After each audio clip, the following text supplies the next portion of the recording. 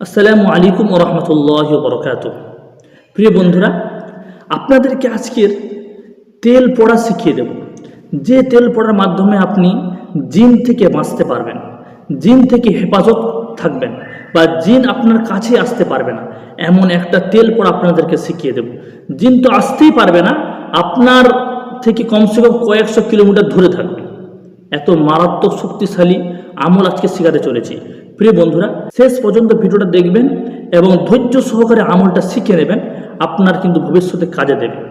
প্রিয় বন্ধুরা, আপনাদের একটা কথা না বললে নয়, আপনারা যদি এই চ্যানেলে নতুন সদস্য হয়ে থাকেন অবশ্যই এই চ্যানেলটি সাবস্ক্রাইব করবেন এবং আপনাদের কেমন টপিকে ভিডিও লাগবে কমেন্টে জানাবেন। অবশ্যই আমি পরবর্তীতে ওই রকম টপিকে ভিডিও দেওয়ার চেষ্টা করব ইনশাল্লাহ। চলুন কথা না বলে তেল পড়াটা কীভাবে করতে হয় আজকে আপনাদের শিখিয়ে দিচ্ছি। প্রিয় বন্ধুরা, আপনারা কি করবেন, মাগরিবের নামাজ পড়বেন। মাগরিবের নামাজ পড়ার পর ছোট্ট একটা শিশিতে বা ভালো একটা পাত্রের মধ্যে কিছু পরিমাণে তেল নিয়ে নেবেন।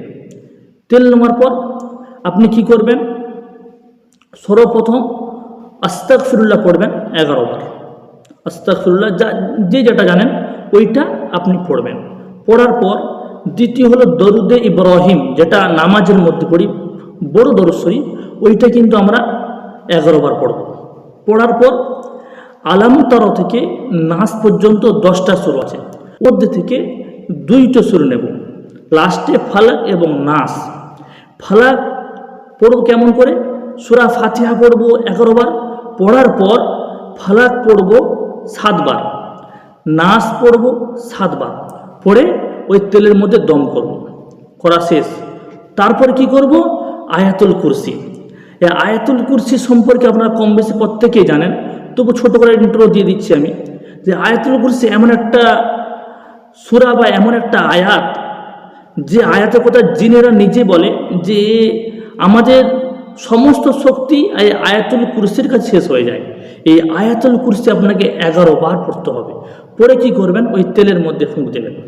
ফুঁক দেওয়া শেষ, ফুঁক দেওয়া হয়ে গেলে এবার শেষে আবার 11 বার দরুদ শরীফ পড়বেন। যে আমলের মধ্যে দরুদ শরীফের পরিমাণ বেশি থাকে ওই আমলটা কার্যকারী বেশি হয়, এই জন্য শেষে দরুদ শরীফ আরেকবার পড়বেন।